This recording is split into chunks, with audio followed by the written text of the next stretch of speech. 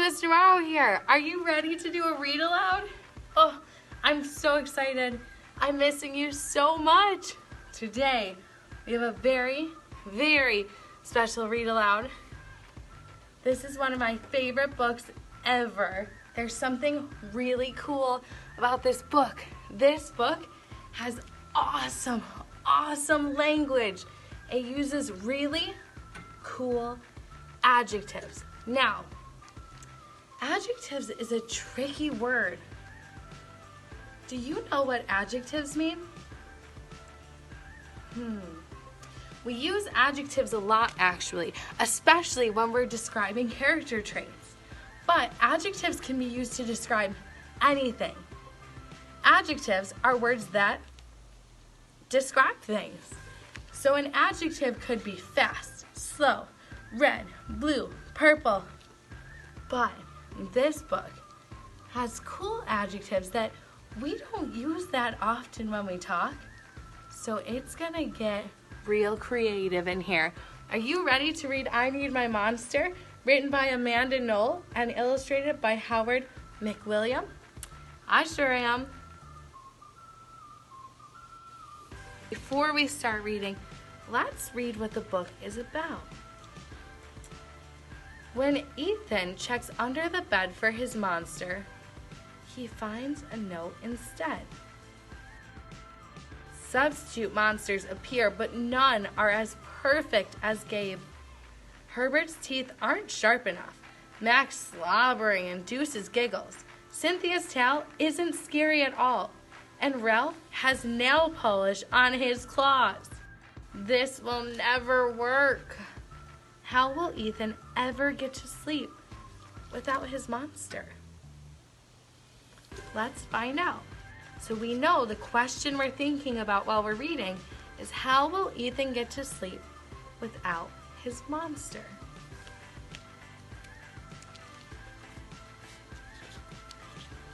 Check out some of these monsters that we're going to see. Are you ready? I need my monster.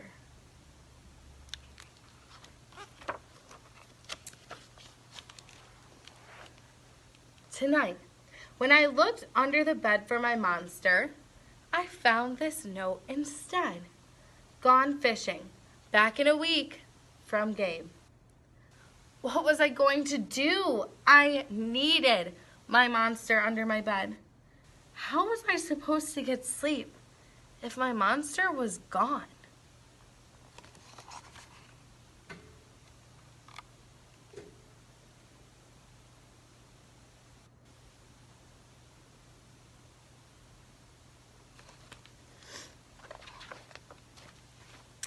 I tried to sleep, but it wasn't the same without Gabe. I missed his ragged breathing, his nose whistling, the scrabbling of his uncut claws. How would I ever get to sleep without Gabe's familiar scary noises and spooky green ooze? It was no use. Gabe would be gone for a week, and I just had to have another monster. Now, I'm going to stop there for a second. We've met two characters. One character is Ethan. Ethan is the main character in the story. He's the little boy. Do you know what problem Ethan has in the story? He's got a big problem. Interruption. Miss Palmer, can you please call the office? Miss Palmer, call the office. Do you know what problem Ethan has in the story? He has a big problem. If you didn't catch the problem, try rewinding the video and watching back to see when Ethan... Try rewinding the video and going back. Focus on the note that was left for him. What's the problem? Now, the other character we have met so far is Gabe. Gabe is Ethan's monster who lives under his bed. That will help you figure out what the problem of the story is too. I climbed quietly out of bed so my parents wouldn't hear me. Grown-ups have some strange ideas about monsters under beds. I knocked on the floorboards, then scrambled back under my covers. I waited nervously. Would a new monster appear? What would he be like? Would his snorting be as cheerful as Gabe's?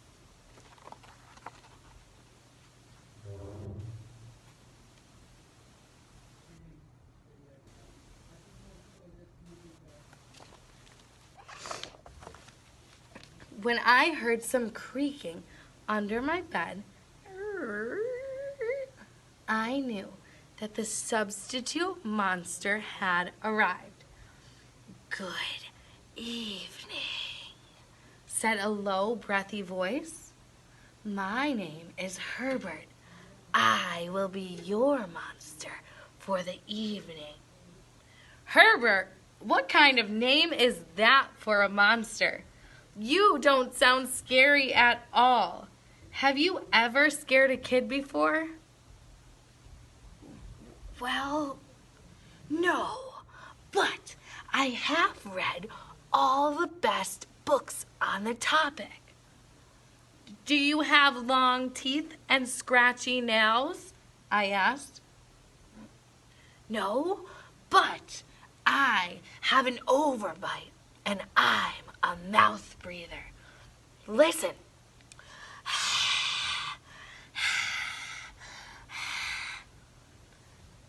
Herbert's panting was kind of scary, but it wasn't enough for me. Now, the author used a really interesting word here. The author said it was a substitute monster. Do you know what the word substitute means? You might have had your teacher be absent from school once, and you might have had a substitute. Does that help you figure out what the word substitute means?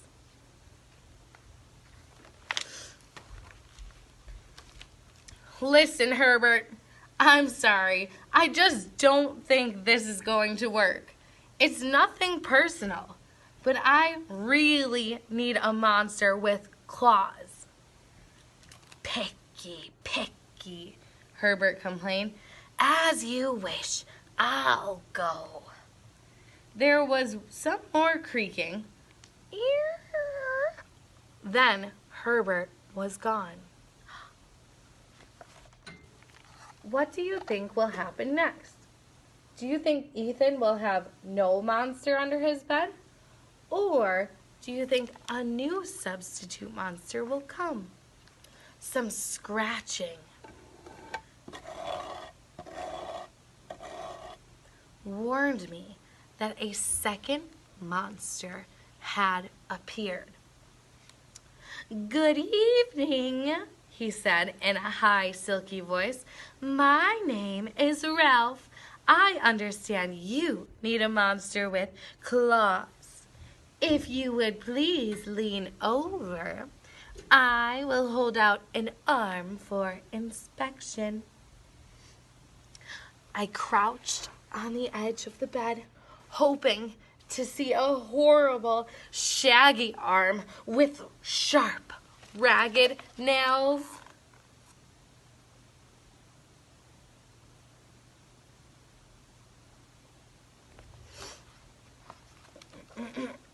Instead, I was surprised to see a sleeky brushed fur with smooth, shiny claws.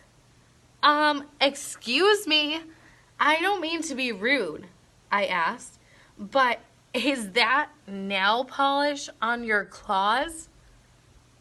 Yes, it is, Ralph replied. I believe a professional monster should always be well groomed. I could tell that this was not going to work either. I'm sorry to disappoint you, Ralph, but I need a monster with scary claws.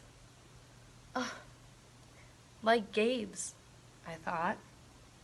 I heard some more scratching, and I knew Ralph was gone.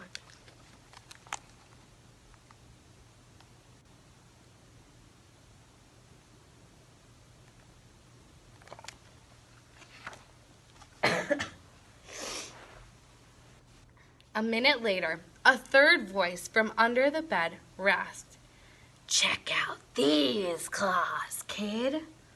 I gathered all my courage and peered over the edge. The claws were impressive, jagged and dark and razor sharp. So far, so good. I was a little nervous. Could you stick out your tail?" I whispered. "Sure, but don't get scared."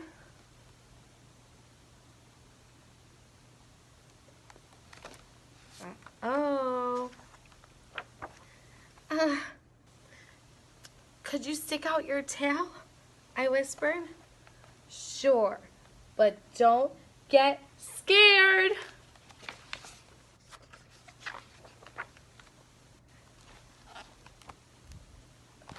I peeked through my fingers at the slimy tail slithering over the foot of my bed. That's when I noticed the bow. "Are you a girl monster?" "Of course I am," she snapped. "I'm Cynthia. Do you have a problem with that?" Yeah, I do," I admitted. "I definitely need a boy monster. Boy monsters are for boys, and girl monsters are for girls. Everybody knows that." "Well, aren't you a picky one?" she sniffed. And then she was gone.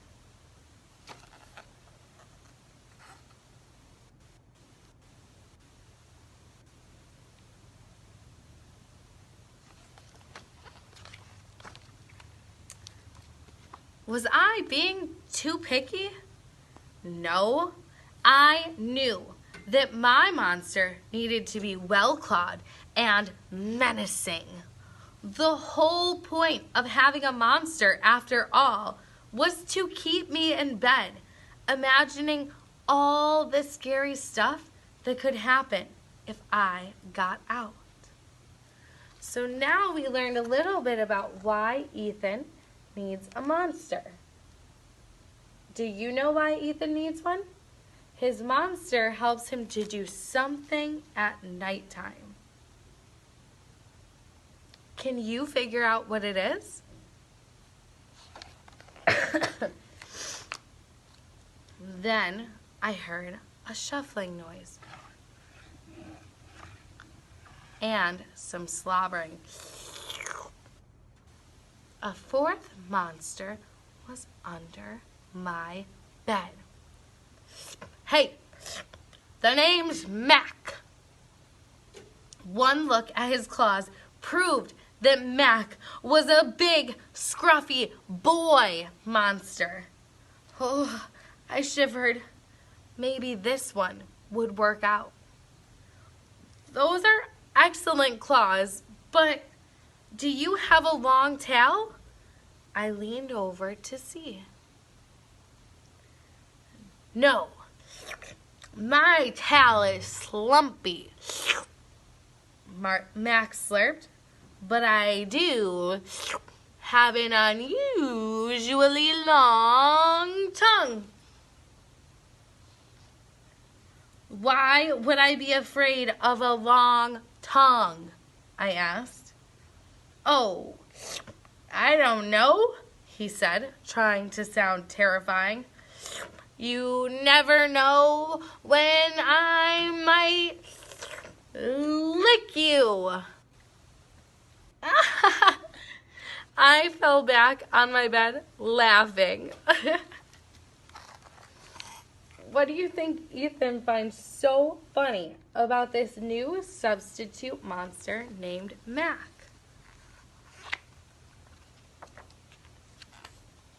Well, if you're not even going to try to work with me, Mac whined.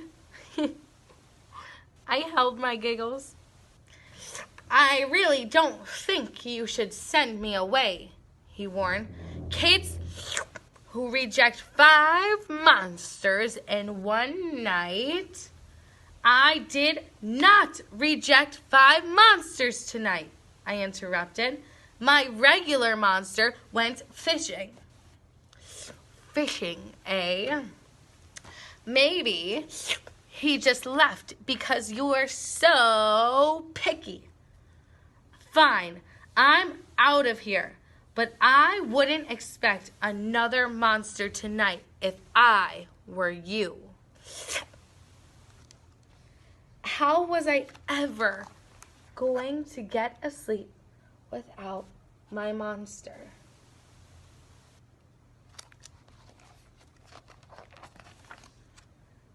I was surprised to hear more creaking under the bed.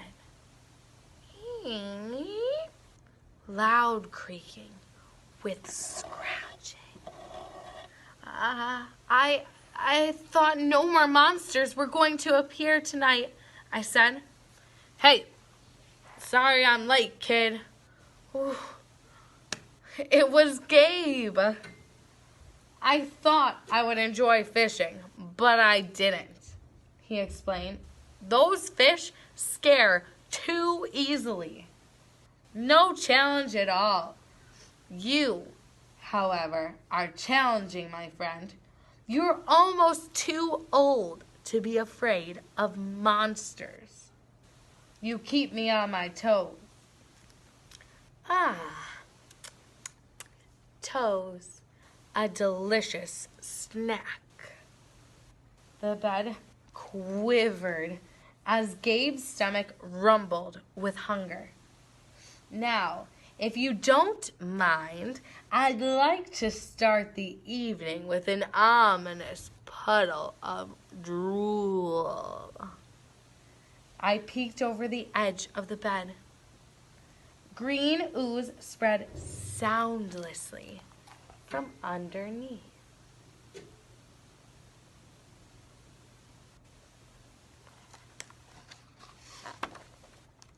Then the bed trembled as Gabe unfurled his spiked tail. He was daring me to guess where he might pop up. Ugh, I shivered. Oh no, we've now heard about 2 really scary things that Ethan's monster Gabe can do. Do you know what 2 scary things he can do so far?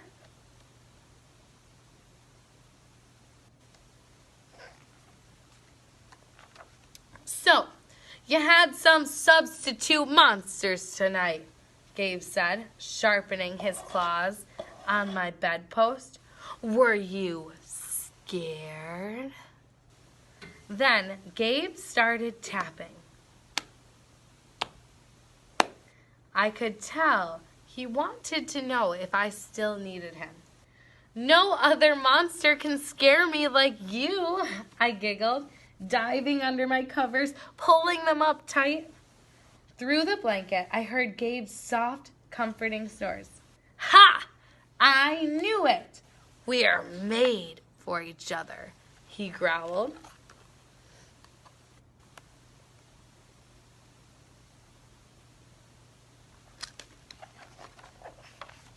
When my blanket started to slip off the bed, I knew Gabe was ready to eat. Now, if you could please stick out your foot, he said, I'd like to nibble on your pinky. I yanked my blanket back up and scrunched in my feet so Gabe couldn't get them. No toes tonight, but you can have this, I offered, pushing a pillow off the bed. I didn't even hear it hit the floor. Why do you think Ethan didn't even hear it hit the floor? What do you think Gabe did before it could hit the floor? Gabe was back. The ooze was perfect. Everything was back to normal. Ugh, I shivered again. I'd be asleep in no time.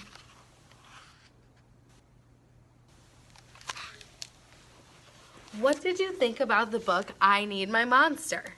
We talked a little bit about the characters in the book, but I didn't ask any questions about the setting. Do you think you know where the setting is? Where does the story take place? And when does the story take place? See if you can figure it out. And that's it for today, friends. I'll see you later, and I hope you are making your brain so smart at home, and I hope you know we're all missing you here at Buff Sci. Bye.